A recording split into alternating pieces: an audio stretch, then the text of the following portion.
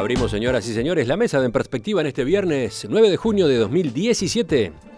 Con los saludos para Ana Ribeiro, buen día. Buen día. Juan Grompone, ¿cómo te va? Buen día. Mauricio Rosenkopf. Presente. Gonzalo Pérez del Castillo, ausente. Y ocupando su banca interinamente. Su banca. El diputado suplente Diego del Grossi. Diego del Grossi, profesor Diego del Grossi. Dígame como quiera. Me han dicho tanta cosa. ¿Cuánta actividad docente te caracteriza hoy por hoy? Hoy por hoy estoy con clases, con grupos de viaje que han decidido tomar clases de historia antes de emprender viajes a lugares que otrora estaban en guerra. Ajá. Y que ahora son llamados exóticos, como Vietnam, Camboya, Tailandia. Las bodas hoy son allá, hoy se casan y dicen, ¿dónde vas? A Tailandia. ¿Cómo se nota que sos un guacho? Cuando yo era chico decías Tailandia, vas de mercenario, te decían. Claro. Bueno, pero en los liceos no. En los liceos este año desgraciadamente no puedo por motivos de horario. Bueno, pero volverás. Sí, desde luego, como MacArthur. Aunque no, espero no mojarme tanto las rodillas. Bueno, saludo también a los oyentes, las oyentes y los oyentes que nos están acompañando aquí en el estudio, a mis espaldas. Después los saludamos con el aplauso, pero eso al final, en todo caso, ¿no? Cuando se lo merezcan. Vamos a ver cómo se portan. Si hacen silencio, si tienen la disciplina como para taparse las orejas durante las tandas, por ejemplo, ¿no? Bueno, tan mal no nos portamos que tengan que taparse las orejas. Bueno, vamos al primer tema de hoy y después vemos. Cuentos de amor, de locura y de muerte. El libro que reúne los relatos más exitosos del escritor uruguayo Horacio Quiroga cumple 100 años en este mes de junio. Fue editado en 1917, cuando Quiroga vivía en Buenos Aires, recién llegado de la selva misionera. La gallina degollada, El almohadón de plumas, son algunos de los 18 títulos que aparecen en aquella publicación y que han servido como textos de estudio en centros educativos o hasta como inspiración para toda una generación de escritores.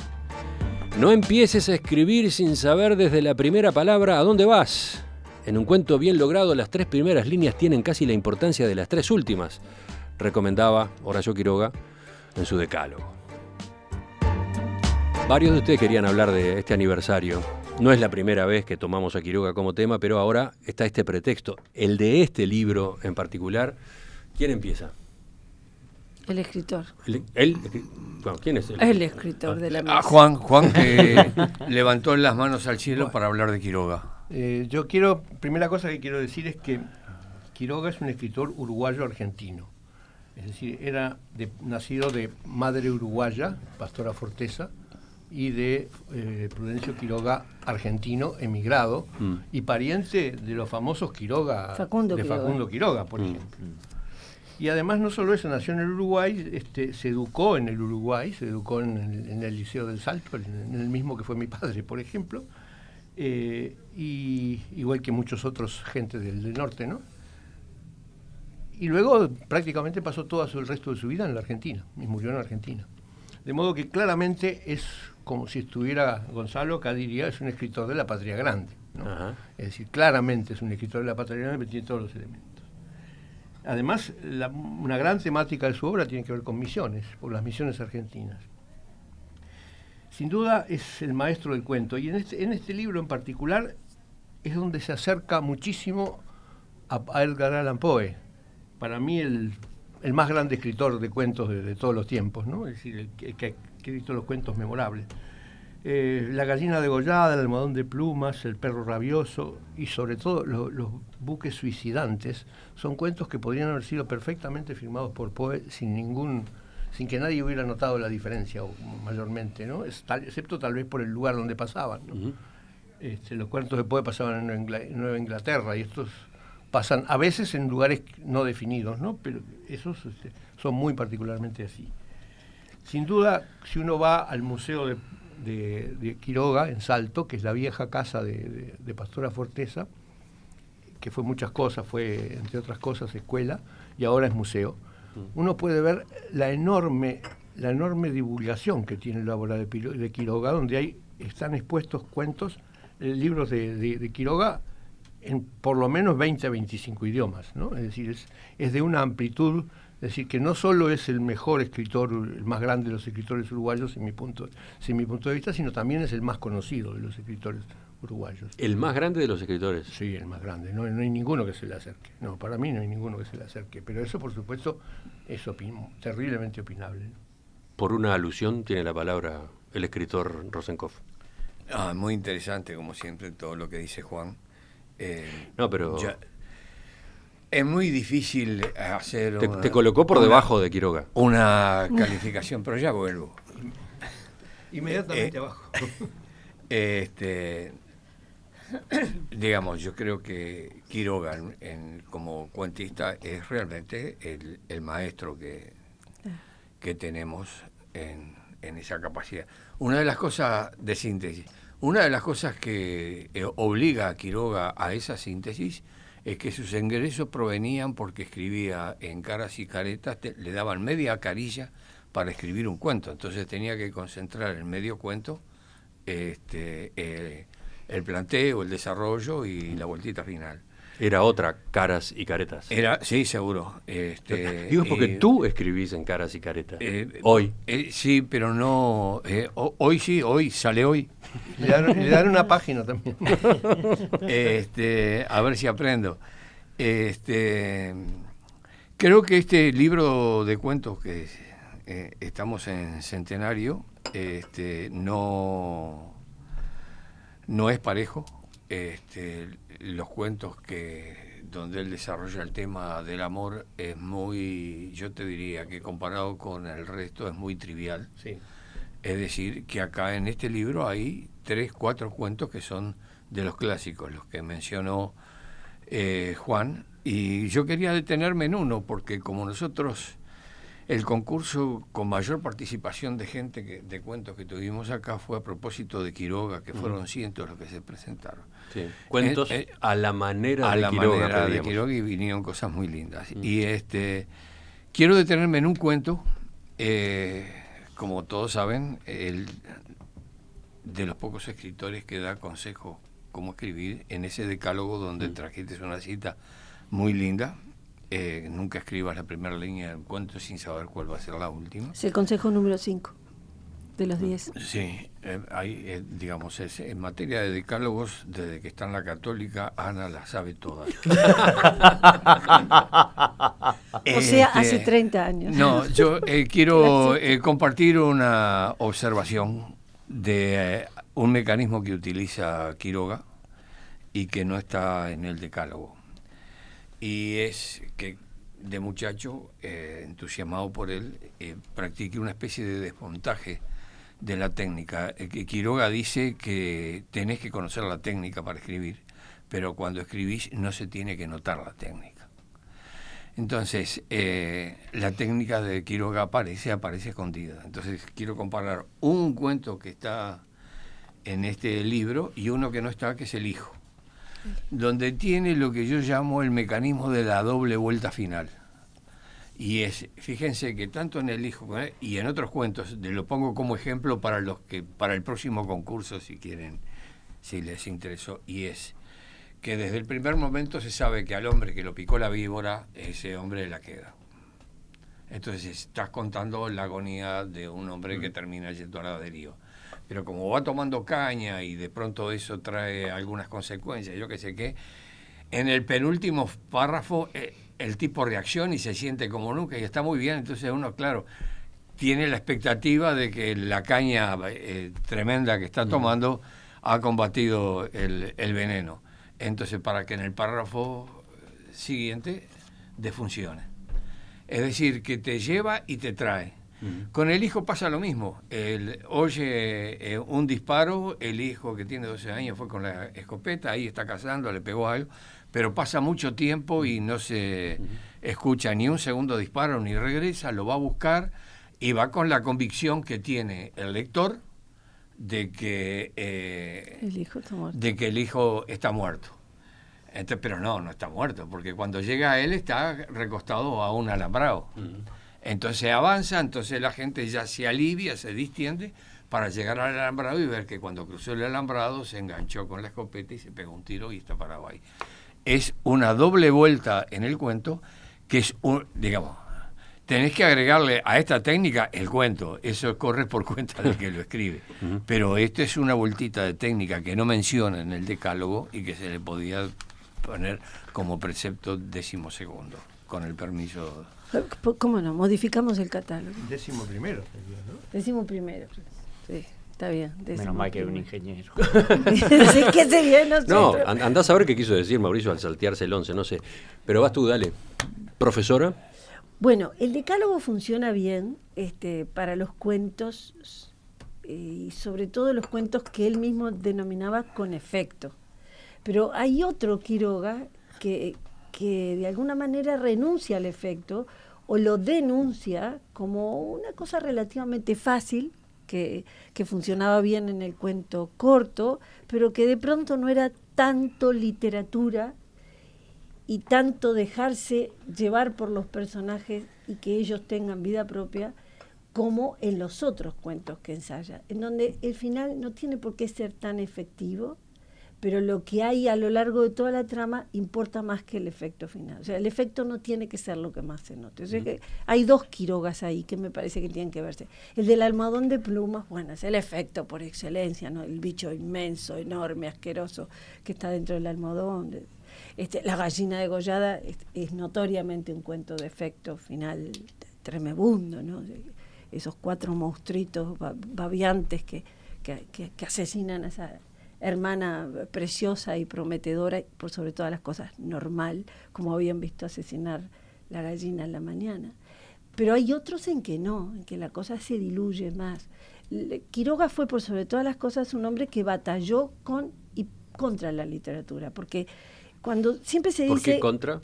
A ver, siempre se dice, y esto es una apreciación muy personal, y nada, me pueden discutir del derecho y del revés, siempre se dice que cuando Quiroga va a Misiones es un exiliado y es un escritor que no encuentra acomodo y que la literatura es como una búsqueda desesperada de volver a lo único que le interesaba.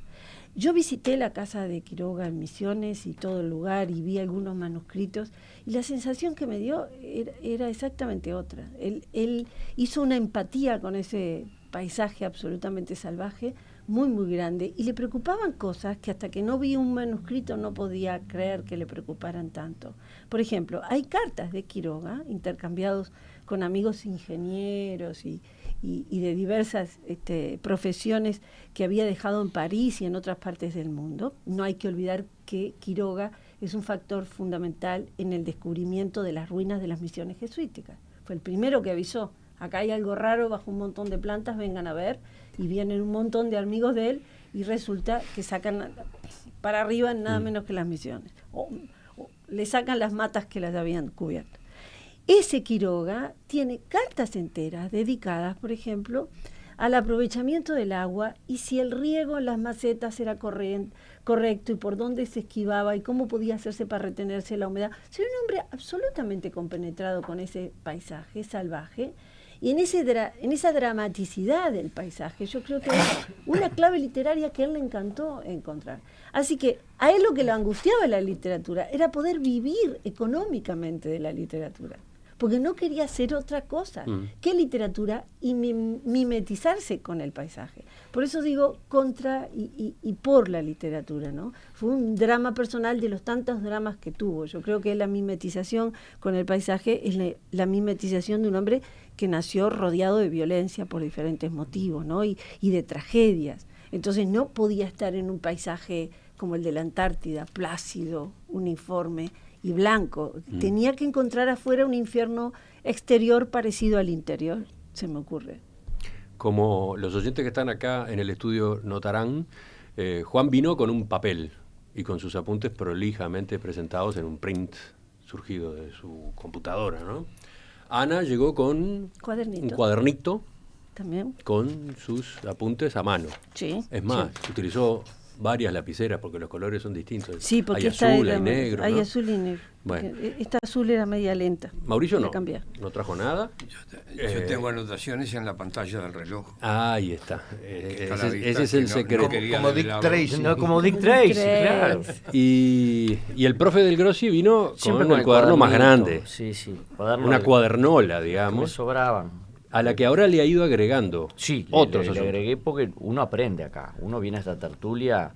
Yo en mi caso yo dije, yo no vengo a dejar, sino vengo a sustraer. Y, Es un caballero. Y he venido a eso. Sin duda alguna. ¿Encontraste el celular? que Callate, dejaste el otro. Mauricio, no avives a la gente. La vida de Horacio Quiroga fue signada por la tragedia. Su vida fue una tragedia. O sea, tragedia y Quiroga son sinónimos. Cuando lo damos en literatura y cuando todavía los profesores lo siguen exponiendo a los alumnos, y los alumnos recién lo conocen. No era lo mismo enseñar Quiroga hace 40 años que enseñar Quiroga ahora. Entonces, los chicos hoy te dicen algo muy interesante. Te dicen, parece Stephen King. Y vos te pones a pensar, poder resucitar un ratito a Hitchcock, que posiblemente hasta lo haya leído, con la dirección de Hitchcock, la supervisión de Stephen King, La gallina degollada o El almohadón de plumas, sería un Oscar de la Academia, sin duda alguna. Es una cosa bestial, un adelantado a su tiempo. Cuando en su momento, él rompe, es una piña a la literatura de la época. Horacio Quiroga rompe el molde conservador de la Belle Époque que venía, un molde de la literatura de la Belle Époque. Y él lo hace estupendamente bien. Creo que fue la otra vez, Grompone había nombrado a Baudelaire. Así como Baudelaire fue un cachetazo, creo que Quiroga también lo fue. Y lo fue hasta el punto de que hoy sigue excelentemente vigente, como los clásicos griegos. Un baluarte. Dice Carolina, una de nuestras oyentes, El almohadón de plumas lo leí obviamente en liceo. Y me impresionó tanto que cuando mis hijos eran chicos y estaban molestos durante la noche, lo primero que hacía era sacarles la almohada. Y sí. Por las dudas, ¿no? Un par de comentarios salpicados. Primero, sobre la nacionalidad y todo eso, quiero recordar que por gestión de Baltasar Brum, Quiroga recibía una pensión como cónsul. Y la otra cuestión sobre las temáticas, a Quiroga le pasaba lo mismo que a Florencio Sánchez, es decir, las crónicas policiales o los acontecimientos le daban material para la literatura. Incluso hay un cuento de media carilla que no aparece en las publicaciones o en las obras completas, que tiene que ver con una tragedia que se dio en el Parque Central, cuando Abdón Porte, el centrejade nacional y capitán, no iba a jugar más. Entonces decidió llevar un 38 al centro del campo de juego y suicidarse. Hay un cuento de Horacio Quiroga que cuenta exactamente esto con el nombre sustituido, digamos. Es decir, que además de eso introdujo de las primeras bicicletas que tuvieron acá y la bicicleta de Quiroga fue un llamador en Salto, no creo que en Misiones entre los montes. En Misiones está en su casa, está la bicicleta. Está la bicicleta. Entonces, digamos, además con gran pobreza toda su historia, hay un cuaderno donde lleva anotados el pago de cada una de las notas que publica en Fray Mocho y en Caras y Caretas. Y bueno, visto desde ahora lo ves como algo muy exiguo. Pero cada vez que intentó en hacer relatos más largos aproximándose a la novela, es donde Quiroga zozobraba, como sus barcos. Exactamente. Es un hombre de cuento breve y no de novela. Por eso decir, es el más grande escritor, yo diría, es el más grande cuentista del Uruguay sin duda. Ya de escritor, yo creo que ese aliento que permite una novelística como la de Onetti no admite comparación. Gracias, Ana, porque yo no me animaba a completarlo de esa manera teniendo a Juan al lado y largué la introducción. Ajá. Pero el remate... Hoy fuimos un coro maravilloso. Así que quien polemiza con Juan es Ana, no Mauricio. Que sea cuentista era otro defecto que tenía Jorge Luis Borges, que parece ser el más grande de los escritores argentinos, ¿no? Y sin embargo, nunca escribió una novela porque abjuraba de la novela. Yo no lo dije en detrimento de, ojo, ser un buen cuentista es ser un buen cuentista. Pero no sé si el más grande escritor porque... El más famoso, no- el más publicado, el más Sí, conocido. quizás sí. Yo lo que quería recordar es, cuando hablábamos de las tragedias de Quiroga, las tragedias de Quiroga son muchísimas. Es decir, su padre murió cuando Su él padrastro. era... No, su padre. Su padre. Su Prudencio padre Quiroga, murió en un biológico. accidente de escopeta, que es parecido a la historia que Al cuenta en el hijo. Sí. Y Después cuando muere él, el cuando él padre. era bebé de brazos, y Sí. porque él sufría asma y le dijeron que lo llevaran al campo, y entonces ahí ocurrió la tragedia. Su padrastro se suicidó por tener problemas. Barcos se suicidó por Sí. tener problemas, y inclusive tiene una vinculación familiar conmigo. Mi padre fue quien lo encontró, cuando lo encontró suicidado, porque mi abuelo era quintero de Pastora Forteza, ¿no? Vivía en la casa, es decir, todavía se conserva la casa de mi abuelo también, en la Quinta de Quiroga. Luego, siendo Ana joven... te mira embelesada, no puede creer Claro, ese porque- vínculo tan directo tuyo. Sí. Los absolutamente testimonios directo. históricos a mí me Claro. pueden. Claro. Es su historia. Está en los arrecifes, en un prólogo de los arrecifes de coral de mi padre, donde cuenta todo eso. Mirá. Y cuenta cosas sobre Quiroga. Luego dos hermanos de tifus se le mueren. Luego mata a un amigo error. jugando con un revólver. Luego alguna de sus hijas se suicida, y él termina suicidándose, ¿no? Es La decir, mujer se Sus suicida. tres La mujer hijos, se después de suicida. muerto Sí, él, sí. se suicidan, se suicida su mujer, se muere Alfonsina Storni, con quien tenía un vínculo afectivo y amistoso muy, muy fuerte. Así que pues, ese es verdaderamente absolutamente rodeado una de tragedia muerte, ¿no? razón. Así que Amor, Locura y Muerte es el título, es la historia de su vida, ¿no? Sí, Ahora, dice Gustavo, y engancha de algún modo con lo que venía planteando recién Juan, dice Gustavo desde la audiencia, solo la metamorfosis se fijó tanto en mi mente como el almohadón de plumas. Quiroga no tiene tiempo, es un poe en la selva, su vida otra tragedia. Qué lindo. Ahora- Hay un mecanismo en el almohadón de plumas que conviene subrayar, es decir, el cuidado que tienen sobre la víctima consiste en que repose, que descanse, es Que es lo decir, que que la sin mata. quererlo No. lo introducen, lo obligan, lo condenan al almohadón, por supuesto sin saber que ahí está la clave de su mal. Hay además un marcapasos, que son que hay un sonido que acompaña todo, que es como el reloj cuando vos estás esperando algo con urgencia, que parece que se suma de manera aceleradora Eso del lo tiempo, toma del corazón que son los del pasos, autor de Poe. claro, pero son los pasos de Jordán, el marido de Alicia, que pasea como un tigre enjaulado en la habitación del lado, y ella tenía como temor de los pasos de él, porque él, ¿te acordás que ella iba por la calle y lo miraba? Él era tan alto que lo amaba, pero le tenía miedo. Es impresionante eso. Juan, Yo quiero recordar los buques suicidantes, ¿no? En que esto tiene que ver con unas historias que circularon a principios del siglo XX. El María Celeste, ¿no? Un barco que fue encontrado abandonado sin ninguna Sin tripulación, tripulación. y hasta los alimentos calientes y todo eso. Es decir, como que había desaparecido toda la tripulación y que yo sepa, nunca se supo qué había sucedido. Y en este suicida. cuento precisamente se trata de la historia de la gente que se suicida por resistir la tentación de suicidarse, tener el miedo a que la maldición les llegue y quieran tirarse al agua, ¿no? Es un cuento realmente fantástico, ¿no? Es fantástico, de una sutileza psicológica, pero que no está dentro en general de los más citados, ¿no? mirá, ahora que lo decís, yo en este momento no lo tengo presente. ¿Viste? El eco, miren. Voy a ir esta tarde mismo a buscarlo. Sí, yo tampoco lo tenía. ¿Me permitís? ¿Puedo yo dar un dato tecnológico, Juan, Claro, que sé que es por tu supuesto. territorio? Digo, el acceso a este libro, basta con poner en Google cuentos de amor, de locura, de amor, y tenés todos los cuentos en Sí. cuerpo 10, grande, doble espacio, sin cargo.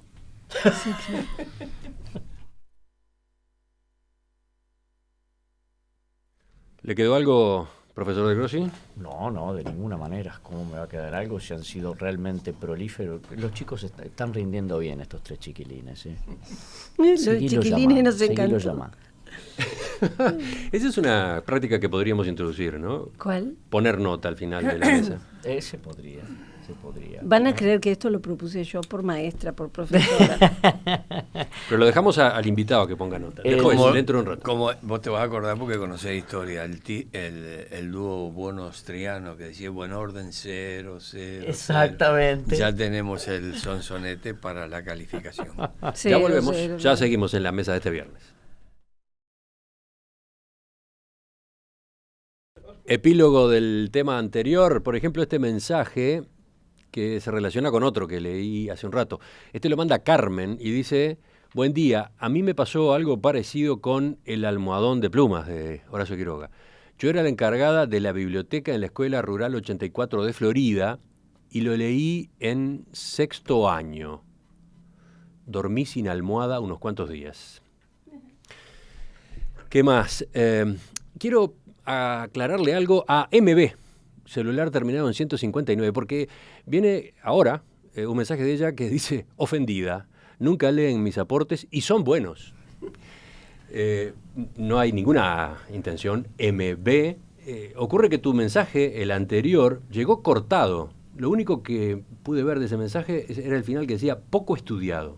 Así que me quedé sin saber cuál era el aporte. Ojalá pueda venir de nuevo dentro de un rato y así nos enteramos todos. Se refería a veces pasa.